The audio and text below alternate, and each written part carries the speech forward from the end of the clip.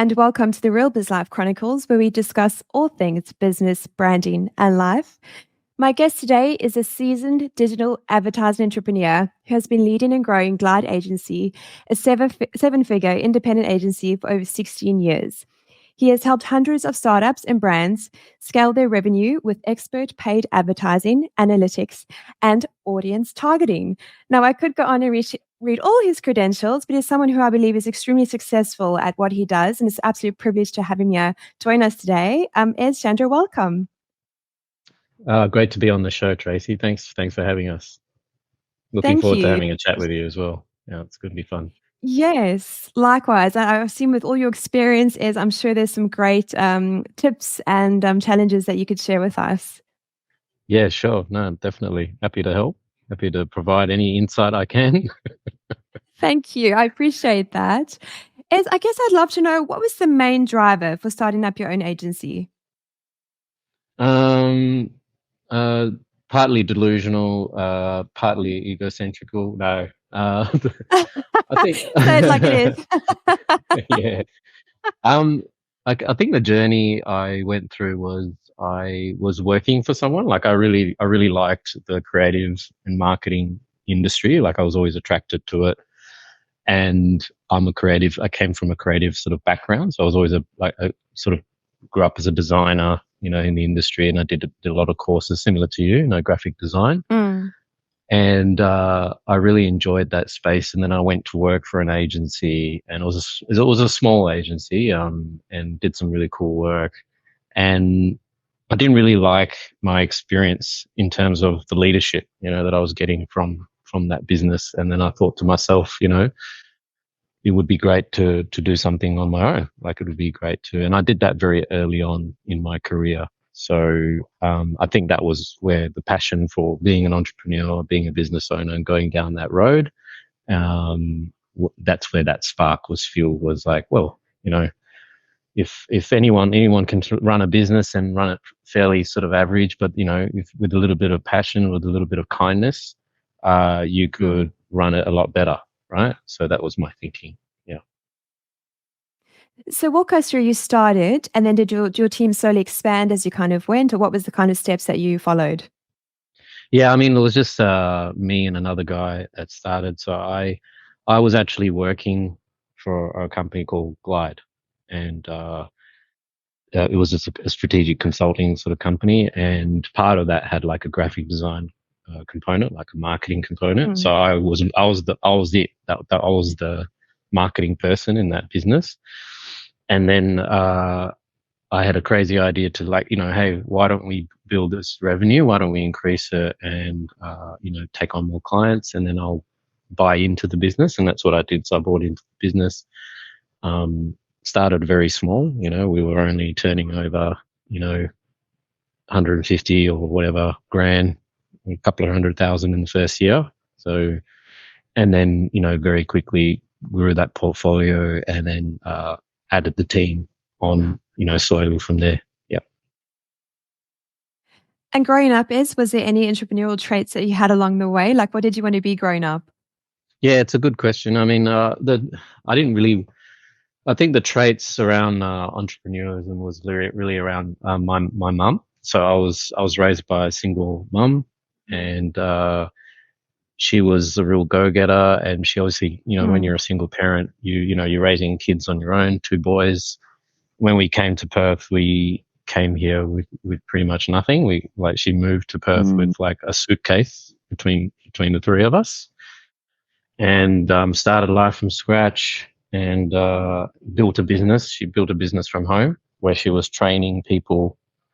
Back then, we were all on, obviously we were on Microsoft as that transition, that expansion of Microsoft Office. So everyone was like, moving to that world of Word docs, PowerPoint, Excel spreadsheets, using a mouse. It's people learning how to type.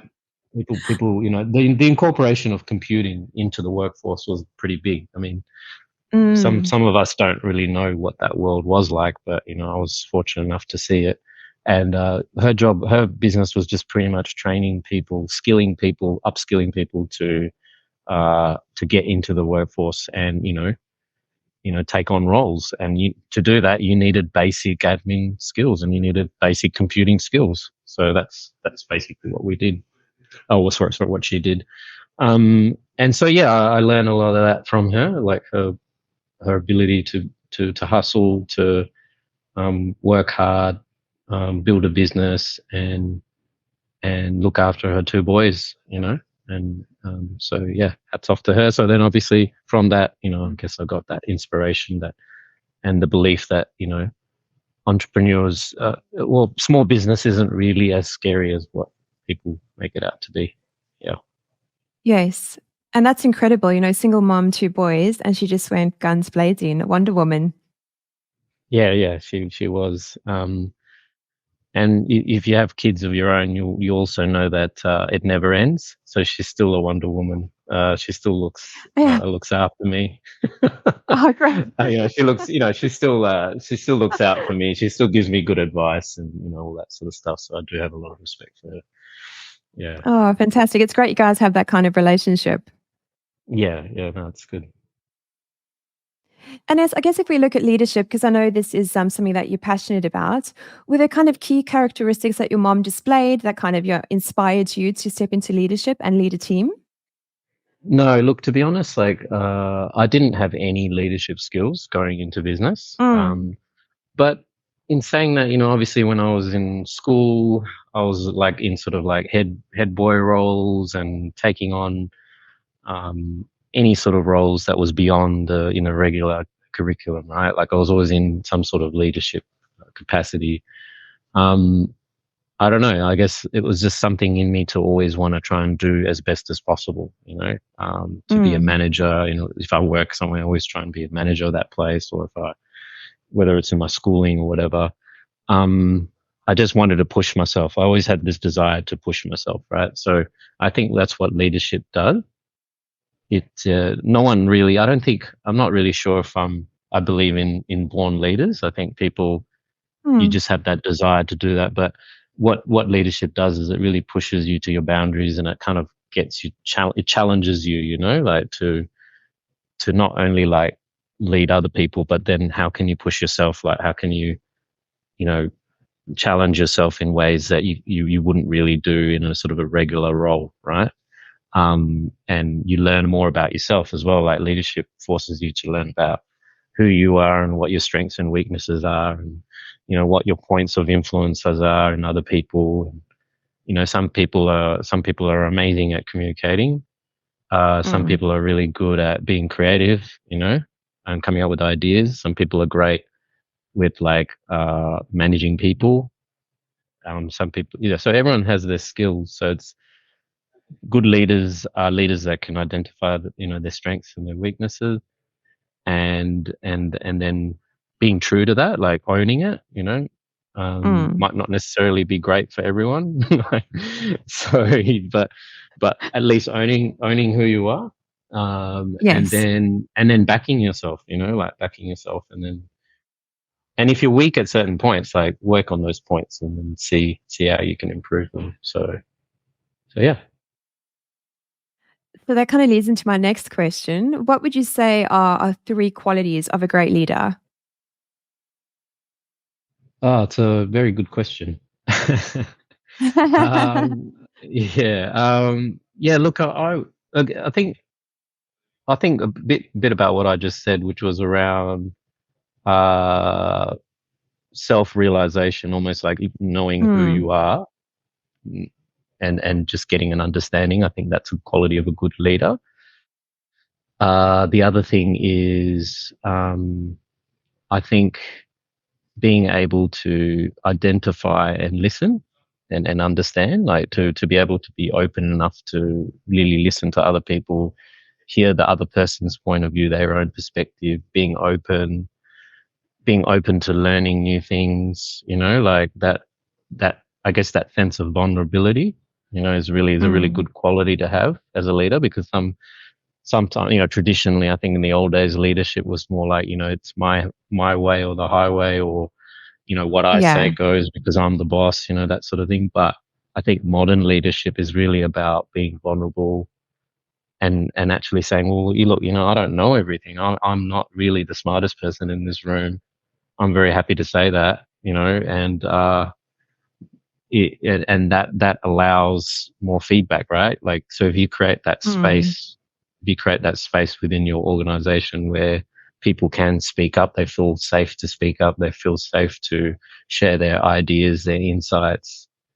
That's where the best ideas come from. That's where the best improvements in business come from. Mm. I think if you can create that safety, that's a really good quality. And that all comes down to the leader, right? Like, if the leader doesn't create that space, then it's not going to happen. It's going to be a very difficult Yeah. challenging business to run. So I think listening, being open, vulnerability is a good quality. Um, and then the other thing is like another quality of being a good leader is just kind of letting go as well, because I think Mm. a lot of leaders think that leadership's about taking control of the wheel and then Yeah. and steering things, left and right, and how fast, how slow, all that sort of stuff. But really, it's also about letting go and delegating and allowing others to shine, allowing others to Mm. grow, um, and that's the sign of a good leader is when other people around them, the people around them are growing and they're getting better. It's not just about, like, if you look at, say, basketball teams, or you look at some of the Yeah. greatest players or sports teams, you'll see that there's generally one superstar. But the best teams are the ones where, everyone else raises their standard, or everyone, other people shine because that person has put a really good standard in place, but then he allows other people to, that person allows other people to shine and show their talents as well. So Mm. I think that's a good quality to have as well. Yeah, allowing other people to lead and letting go. Yeah. Now, I know letting go is something I have personally struggled with, although I've done it. If there is anyone listening that is potentially struggling to let go, because, sometimes the ego that you mentioned earlier makes us believe that only we can do certain things the right way. If there was someone that was struggling to let go of certain situations, what would be your advice to them? I think sometimes we don't realize that we're like that. Sometimes the first Mm. step is just being aware, just being aware that you are doing it. I mean, I was doing it for many years myself, but then when someone pointed it out, that's when I was Yeah. like, oh, yeah, you're right. Like, so I think that, yeah, just being aware of it. But I think the default is that, if you've got a business and you're a leader and there's a problem, usually the problem goes to the leader to solve, right? Like, there's a Yeah. problem, it's too hard, or there's a fire, it goes to the CEO, goes to the leader to solve. But, ultimately what you got to do, I mean, the reason why that's in place is because most people, that's their default pattern. It's too hard. I don't Yes. want to make a decision on this. I don't want to be caught in the crossfires. I'm just going to give it to the boss. Boss will sort it out. But I think, Mm.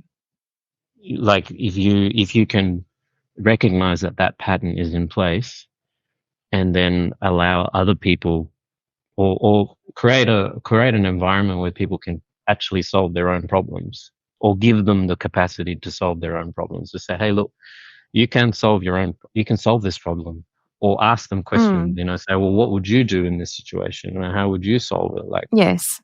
And then you'll realize that people actually have really good solutions, and then they'll get confident, they'll build the confidence to solve problems themselves. So it's like training, I guess, changing and training the culture of the organization so that they, the decision making and the problem solving is on other people, and it's not down to the leader or the boss, or person taking control. So I think it's just, yeah, being aware, and then I think, putting a system in place so that people are comfortable with, solving their own problems, and then obviously not coming down hard on them if they do, right? If Yes. they come up with a solution and then it leads into a bad outcome, not necessarily, putting the guillotine on them as a result, like, just kind of going, Yeah. well, you made a mistake. Well, now, next time, do it better. Yeah. Yeah, definitely. So yeah, there's a little bit of a balance, I guess, of those two things to help with someone that is, perhaps struggling with that. Yeah. And as I do want to come back to culture, but I did have a couple of questions around leadership that I wanted to ask. As we all do, we all have our good and our sort of, I guess, our more not so positive traits, our weaknesses. So with your weaknesses, how do you manage those? My personal weaknesses, Yours or or as a leader, like because leaders obviously we have our positives and our weaknesses, or our strengths and weaknesses. mm, Sorry, if there are some weaknesses that one has identified in oneself, how do you go about managing that? yeah, look, it's a very good question. I think again, it's just about being aware of what those weaknesses are. A lot of us have weaknesses, but we don't Mm, necessarily like truly identify with it and hold ourselves accountable for those weaknesses. We just sort of brush them off, or we just sort of realize that that's just our character and that's the way they are. I think yeah. if you are aware of what your weaknesses are, then you're more able to sort of, when they do happen, and even myself, obviously got weaknesses as well. But when they do come up, they're very obvious, and then and you sort of like, when it happens, you're kind of just like, wow, okay, I Yeah. saw that, right? Like you catch yourself out, when you catch yourself out and you go, oh my god, Yes, I know all about I that. just, I just, I just did that thing again or whatever, right? Like so I Yes. think I think, and really it's like, that's where I'm really into personal development. Like Mm, leadership is one thing, but a good leader is someone that really understands their self in terms of their personal qualities. Uh, mm. what triggers them. What are the triggers? We all have our triggers, just like in Yes, we relationships, do. or Mhm. dealing with people. Um, everyone's got their triggers. So I think if you do a bit of personal development and you work out what are my triggers, and that's when you can identify your weaknesses a little bit better, but not to focus on those weaknesses, but just to identify Mm. them, and then you can work on them. If you know what your triggers are, what do? You either you just don't put yourself in situations where get where those triggers are activated. Mm. It could be certain people, like a core value. An example is a core value of mine is efficiency, right? I love being around people that are efficient, that are very good with their time management and organized, right? But I know myself that that's kind of a little bit like me. Like I've got a Virgo Yeah. trait in me, so I like things that are structured. I respect that, like I respect that quality, Mhm. and I appreciate efficiencies. I appreciate processes and things like that, and you know, people that respect time, that don't waste time, all that sort of stuff. So I'm not going to go and hire someone, or I'm not going to surround myself with people who are going to trigger that if they're not like that, right? Like, Mm. so Yeah. this is why leadership is really important. Like, so if you identify what your weaknesses are, so my weaknesses are generally, like, say, people that are probably the opposite of that, Yeah. right? So, Yes, yes. uh, so that frustrates me. So I'm not going to go and hire a whole team of people that are not like that, right? Mm-mm. Like, that's No, just an example. I'm just 100%. giving a very obvious Yes. example, but if you have a self awareness and then you kind of work on yourself and work out, okay, what's your strengths and weaknesses, what triggers you, you don't Mm. really need to worry about why it's triggering you. You don't have to worry about, how can I not be triggered about things like this and all that sort of stuff. At the end of the day, you are who you are, Yeah. right? You just got to accept it. So you might as well just surround yourself with people that share the same values as you. Um, so I think that's a better way to manage your weaknesses, is to get people around you that Yeah. share the same values as you. Yeah. And I love what you shared about, not kind of questioning why you get triggered. Because I think, some of us, myself included, you'll try and think, oh my gosh, why is this triggering me? I need to change. But I really like what you've said about, perhaps assessing the people that are around you, your environment, and to try and remove those things that do trigger you so you don't have to be exposed to them anymore. Correct. Yeah. I mean, to a certain extent, like there shouldn't be things, there's crucial basic business things that trigger you, then obviously you Mm. need to go fix those. But like Yes. communication, for example, or being open, all right, Yeah. like being open. But Yeah. um, yeah, in general, like I think, I mean, there's some great leaders, right? Like there's some great leaders that have Mm. done amazing things and run some of the best companies in the world, and they're not Yeah. necessarily the nicest people, are they? They're not necessarily. I'm No. not saying that that's what people should do, but that's Yeah. more often and not. It's they accept who they are. They accept that that's just the Mm. way they are, and they roll with it. It's like They a deck do. of cards. Yes. When you get your cards dealt in poker, and you get your Yeah. cards, and you go, well, this is who I am. I'm going to play with these cards, and I'm Yeah. going to play it the best way possible, right? Um, and life's like that. You can't really like swap out your cards, right? You just No. you just Sometimes got it to would be work with nice, it. but no. Yeah. So I think, I think like that's part of it. Is just is just being comfortable. Yeah, totally agree. Being comfortable with where you're at in life, and then kind of rolling on that, working with that. Yeah. And as personal development, it's a bit like it's so broad. It's a bit like branding and marketing. People's eyes glaze over. If there was someone that wanted to start that journey, where do you feel would be the best place? Oof, it's a good question, isn't I know it? I started with Tony Robbins. Burn the boats. Yeah. Yeah. Look, personal development's a very interesting thing. It's a very Mm, interesting thing. I'll tell you why. Because if I'm in business, or if I'm an investor and I want to make money, I'll put 50 grand, or I'll buy X amount of dollars on shares or whatever, and I'll expect a return on investment, right? mm. But when it comes to yourself, not many people want to invest in themselves, which is really No, strange, so right? Like true. people Mm, will invest in property, people will invest in the share market, they'll invest in all sorts of things. But yeah. very rarely do people actually say, you know what, I'm going to put some money and I'm going to invest in myself, right? So And I true. think I think that's what personal development is about. It's actually an investment in yourself. So Mm, whether that's getting a coach, getting a mentor, going on a course, reading books, right? Going on online courses, whatever. The sky is literally the limit in terms of what you can yeah. do for personal development. Everyone's different, right? In terms of what they want. But all of that is going to require some level of investment. You can do it for free, Mm, but it'll only take you so far, right?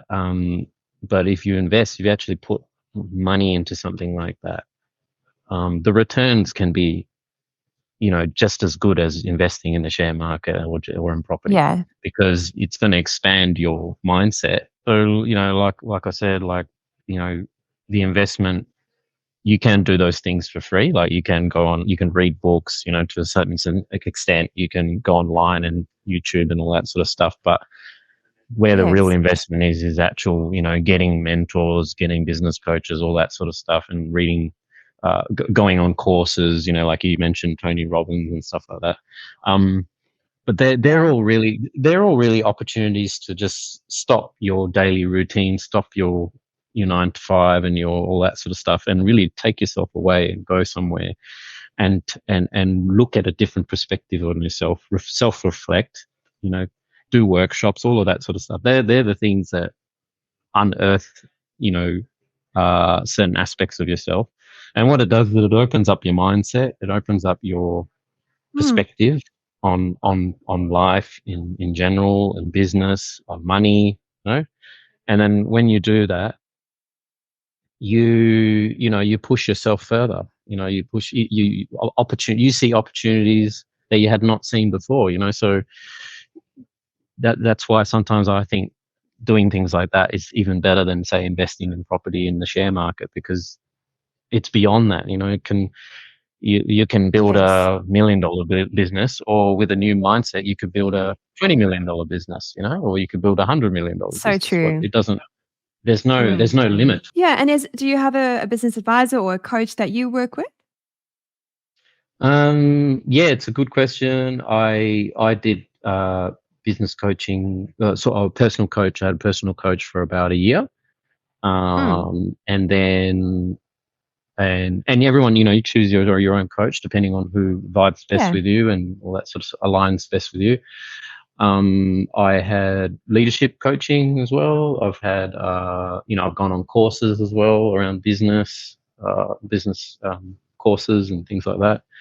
So yeah, definitely have invested a fair bit in that space. So yeah, hope that answers the question. Yeah. It does. And from what you said, like, do you feel that's helped you really grow and scale Glide?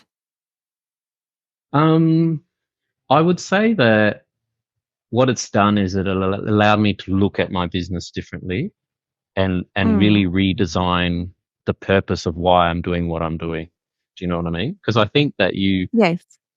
especially in my stage, if you can imagine, I've been running this business for 16 years, right? If I can swear, I would swear, but it's Oh, a of hell of course, a go long, for it. Yeah. it's a fucking That's a long shit ton of time. work. That's a lot of time. It And I definitely think, is. It is. That's a lot of yeah, blood, sweat, and tears. And I just want to say that's absolutely amazing. And you should be so proud of yourself because that's yeah, incredible yeah. hard yards. Yeah, it is. It is. And I think that when you come to that stage, you kind of go, oh, well, where do I want to go? Yeah. Where do I, sort of see my next 10 years? Do I want to exit the business? Do I want to keep it? Do I want to scale it? Or you ask yourself a lot of those questions, so that's where I Mm. was at. And that's why I needed it at that time.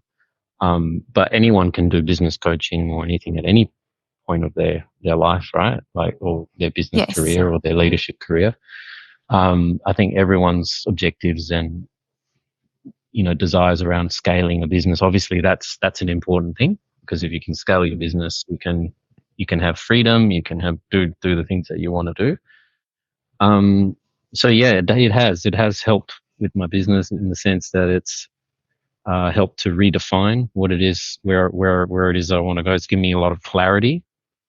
Mm. Um, it's allowed me to sort of refine our services, sort of dial down specific services and go all in on other services that are working really well. Because as business owner, especially when you're a small business, you do a lot of things. You tend to offer Yes. everything, right? And even agencies, even big Mm. agencies, there's a lot of full service agencies, and there's a lot of Yes. agencies that say they can do everything, and whereas what I've realized is that no, we don't want to be one of those agencies that say that we can do everything for the client. We want to be specialists, and that's a hard decision to make, because you got to let go of certain services, you got to let go of revenue, you've got to let go Yeah. of certain team members, so True. but I'm happy because I've stayed true to what it is that I'm offering in terms of who I am, and then also in terms of where our strengths are in the business. So, um, and I feel better about that moving forward. If that makes sense, yeah. It does. Yeah. So when did you guys Mm. decide to really niche? Um, I would say probably more so in the last 2 to 3 years. Yeah, the Yeah. last couple of years. Yeah, it's been sharpening the pencil in terms of what we offer, and Mm. really niche down. Yeah, yeah, in our line of services. So yeah, so it's pretty recent. I would say it's pretty recent development. Yeah. Yeah. And I guess what is next after all those decisions that you made? Is it to, niche and scale a bit more, if I can ask, and if you're of course comfortable sharing? Yeah, no, that's fine. Yeah, I mean, yeah, look, we're primarily like a paid agency, paid advertising, so, Yeah. and analytics and data driven, and uh, that's the space that we've focused on in terms of scaling. And then in that aspect, there's a lot of creative content and ad content and post production ads that are needed for that level of campaign building and strategy and execution. So we needed to incorporate those services and build upon those strengths and those services within the agency. So that's the area that we're niching. We work a lot in crowdfunding, so doing more, pushing more business that way, and just solidifying our position in the market in terms of being the sort of the leading agency in Australia for that. And then Yes, I wanted looking to at ask you more about that. Hmm. yeah, and then looking at Hmm. overseas, looking at expanding to other markets in the US, and beyond Australia, because I guess that's the thing. If you really niche down in something, if you really do something quite well, you can sort of be the best at it beyond just locally. You can be the best at it like nationally Yes. or even globally. So it can take you to multiple places. Whereas if you offer lots of different things, it's very hard to compete on a sort of a Mm. broader geographical level, especially if there's so many different agencies or different services. Because we're a service-based business. So Yeah. yeah, so that's kind of like the approach and the strategy there, and yeah, just keep pushing that ourselves in that direction. And I Yeah. guess if there was one or two things that you now on the other side of 16 years of having your own business, is there anything that's really surprised? I mean, if there is one or two things that you could share with us that kind of maybe surprised you, shocked you, brought you joy, perhaps maybe one good thing, one bad thing. Does that question make sense? Yeah, what surprised me or shocked me. Yeah, yeah. Where's the list? Oh my God. goodness, great. Go for it. No, I think I think most of the things when it comes to business, whether it's hardship or success or whatever, I think it's around people. So I think Mm, people are, you're dealing with people all the time in business, and it, especially if you're in a service business, but even customer based yeah. businesses as well. And I think if you can take your learnings from dealing with people, like I think, you think obviously you've got your staff, you've got your clients, you've got network relationships, business relationships, and partner agencies and so forth. Um, you've got all of these different pockets of people. If you look at if you were to look at your whole business, right? So I think Mm, sometimes hardships can come from the clarity in terms of the type of people you want to do business with and people you don't want to do business with, right? So that I think if everyone learned that a lot quicker, I think that would make mm. business a lot easier to function. And then even staff, like even hiring staff, like I think we've all made really great decisions, but we've also made terrible staff decisions in terms of Yeah. hiring, right? Um, and if you are intuitive in terms of who's the right person to hire and get them on board and all that sort of stuff, and that can be quite integral. And I think it can be the thing that sort of makes or breaks your business, right? Like if you don't if you Yeah, if you don't have the right team or definitely. if you don't have the right people on board, it can really create a lot of problems, or it can create a lot of Yeah. opportunities. So that I would say that you know learning the science and how best to work with people and how to get the right people is really, really critical.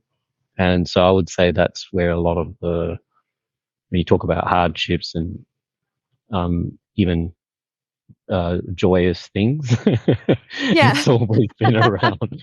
It's always been around, but that, yeah, Yeah. yeah.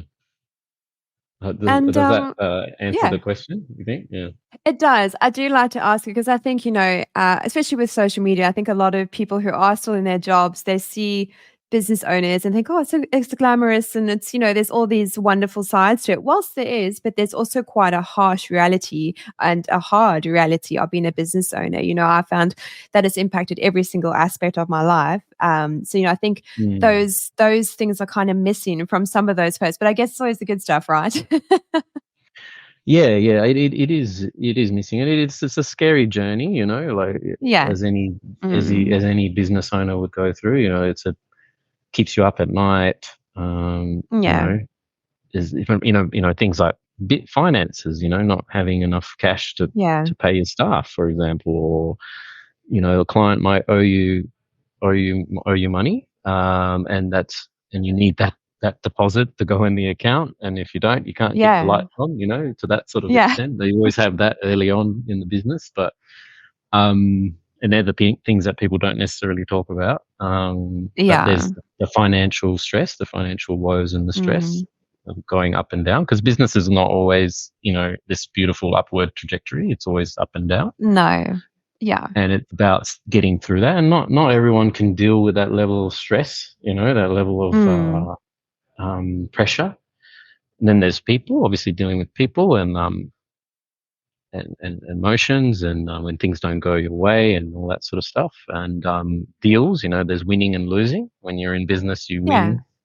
you win certain things, you lose certain things, and you've got to be used to that. You've got to get used to taking the hits and also winning at the same time. So Mm.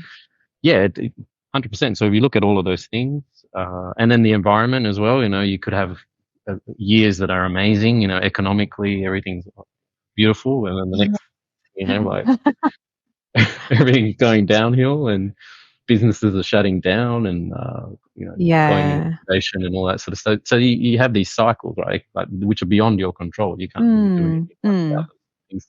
So if you think about, the environment, financial, people, you know, um, all of these different components, it can be a very stressful thing. It can be a very, Yeah. stressful time. But I also think that, having a job can be stressful too. True.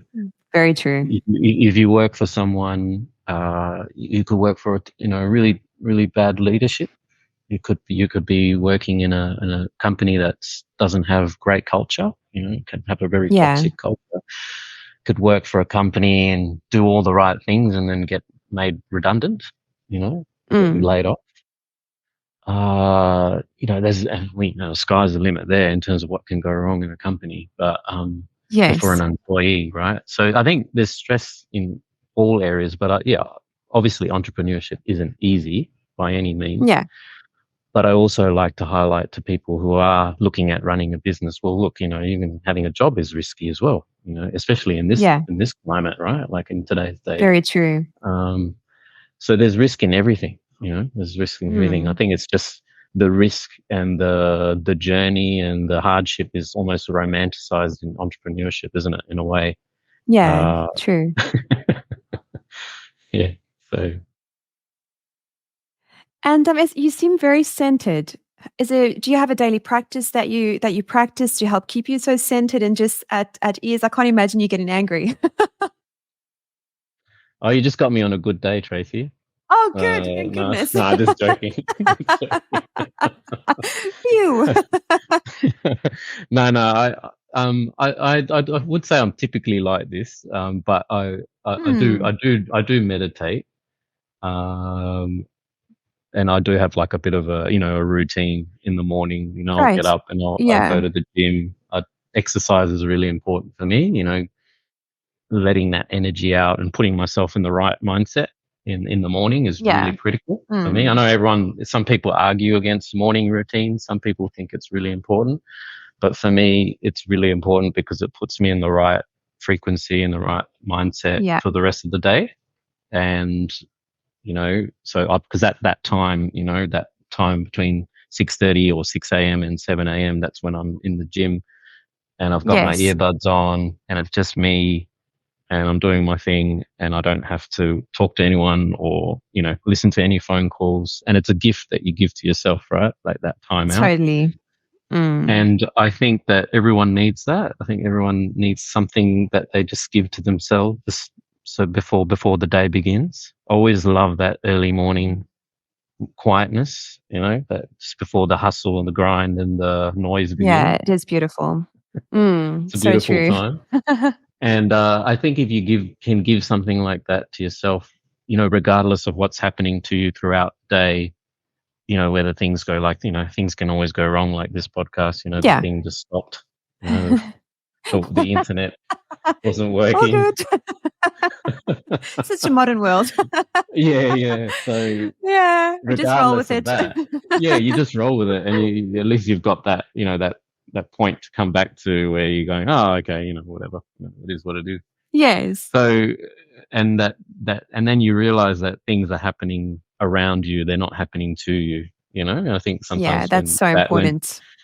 when bad things happen in life, people are like, oh, it's why is all of this happening to me? Why Yeah. so it becomes a personal thing, but at the end of the day, it's just really things are always happening. It's just around you. It's how you react to it, isn't it? That's kind Yeah, of how. so true. Mm. So yeah. As when do you find you meditate in the morning as well, or is that more in the evening? Um, I try and do like a quick 10-minute meditation around in the morning, but that's more around Mm. like setting the day right. So it's like around you sort of do affirmations. So it's affirmation based, Mm. and it's sort of like you know preconditioning your mind to have a good day almost, and that you're going to give this day your best or 100% in terms of effort and energy and all that sort of stuff. And then I do like every night I do 20 to 30 minute one, which is more reflection and more deeper Great. sort of meditation. And that's all around, like practicing gratitude, and then like just sort of working on your spine and like working your way up. Have you heard of the chakra system? Yes, I have. Yeah. Yeah. So kind of getting that flow, and then gratitude is also good, like real self-reflection and then looking at things to be Mm. grateful for, and then visualization is the last bit, which is really really in more long-term bigger goals, like where do you see yourself type thing, and actually visualize yourself in that space. But in Mm. saying that, it's not like I get to do this every single day. I wish I could. Sometimes I Right. do. Yeah, I was I gonna do. ask. Yeah, I do miss it sometimes. Like, if I'm busy or Mm. something happens or I have to work late or whatever, I do sometimes miss it. But I do try and make it part of a routine. Yeah, a daily routine. Yeah. Yeah. And let's talk marketing and branding. If someone wanted to spend, a 50K, 80K ad spend, how important is their branding in terms of that ad campaign being successful? Oh, very important. You would know that. So, I thought it might be nice instead of me banging on about it, someone else could share their no, no, no, expertise. no, no. Yeah, look, I think by the time they come to us, like they've actually got a brand, right? They've Great. established the brand. They've got a style guide or whatever, and Mm. they've got assets. They've got brand assets in place. They've got videos and photography and all that sort of stuff. But they just need to activate their brand. They need to bring their brand to life and put it Mm. out in the market and reach as many audiences as possible. And then, so what we do is we have this conversation. We work out a strategy. Okay, this is where your content is. This is where your brand is.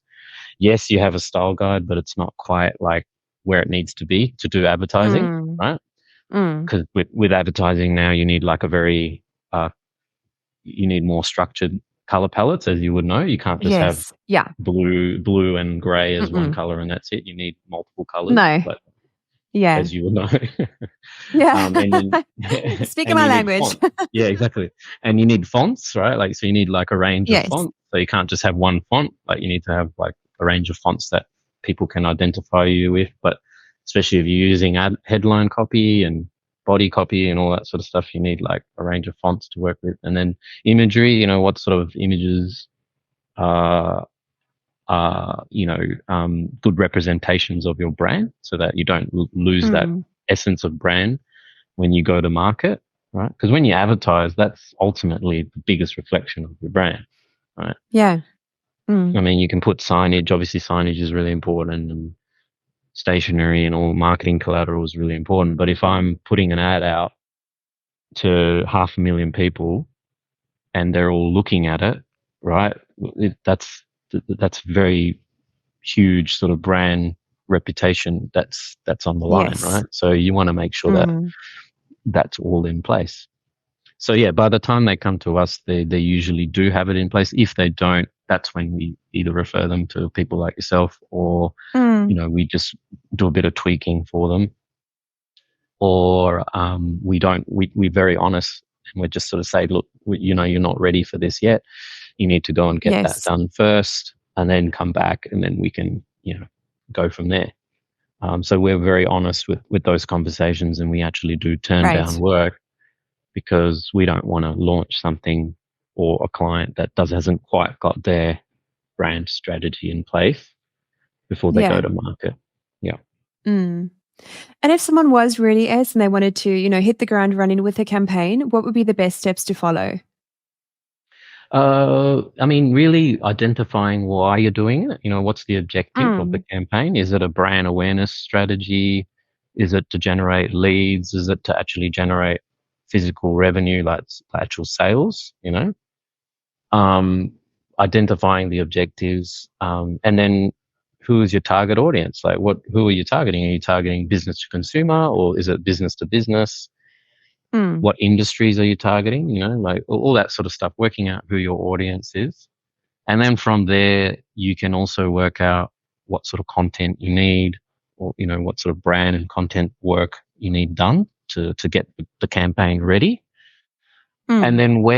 then where the those ads are going to be seen, right? Like what with all of those things that I discussed, objectives, content, audience. Then once you have those things in place, then you can kind of go, oh, which channel is going to be the best, most effective channel, so that I'm going to get the best return on investment with the media, with the spend that I'm spending, so that I get the best reach or the best results. Like I actually get a results based outcome, right? So I would say that that's the sort of steps that you would follow, and it's particularly now with digital. Everything's tracked. Everything's measured, so Yes. Mm. you should have quantifiable outcomes or measured outcomes from any campaign that you run in this day and age. Yes. And if Mm. you're not, then you need to work with someone that does, right, that does get it, Definitely. and doesn't give you excuses as to why it's not working or whatever. But yeah, I think they're probably the steps if someone's looking to run a campaign. Yeah. And in terms of budget, what would you say? Because I think some people just, digital advertise and think, oh my goodness, run for the hills. What would be a realistic, does it just depend on the actual business, like a realistic budget? Like, is there a certain price point that you can help clients in or? Yeah, look, I mean, obviously it depends. Small businesses can spend very little and get good returns. Mm. But typically nowadays, uh, you need, if you're just talking about media spend, you Mm. need at least $1,000 in media spend to trial, to at least trial things for a Yeah. month period. Yeah. So you usually, when it comes to digital, you work on a calendar month period because you need time for the ads to Mm. run. You need time to collect the data. You need time to look at the reporting and then work out, oh, was this a viable outcome? Did it work? Did it not work? Do you know what I mean? And if you're spending $1,000, for example, if you break that down per day, like say you've got 30 days in the calendar month, that's Yeah. $33 a day, right? So Mm. Yeah. $33 a day is pretty much, pretty standard in terms of a starting point, Mm. to work out, because and digital advertising is based on like cost per click, or it's measured by a cost per Yeah. click type thing. So if your cost per click is say $1, that's 30 clicks, right? So if you spend Mm. $30, you get 30 clicks. So if you go less than that, you're not really getting enough clicks to ascertain whether the traffic is going to convert or whether the traffic is actually going to lead to, business outcomes, right? So that's what we kind of say, like $1,000 for any business is small business is a good starting point to work with. Yeah. And make it worthwhile. Yeah. If you go less, it'll just take a lot longer. It'll just take a lot longer because you've got a lot less data to work with, and it'll just reach a lot less customers as a result. Yeah. That's a good kind of starting point, though. It is, yeah, definitely. Yeah. And where's the best place for our listeners to go should they wish to connect with you?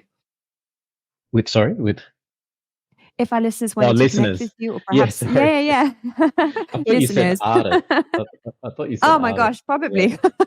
Yeah. Artistic listeners. I could have very well. No, it's all good. Just the socials, I guess. LinkedIn's really good. Great. I'm pretty active on LinkedIn, I guess that's the best place. Just look up my name on LinkedIn and reach out and send a message. Yeah. Perfect. Well, Es, thank you so much for your time today. It's been great chatting with you, and thank you for all the golden nuggets that you've shared. So valuable. No, welcome anytime. Thanks for having me. It's an honor. Appreciate it. Oh, thank you. Thank you so much. And I must say, the lady in the background has an amazing pair of heels.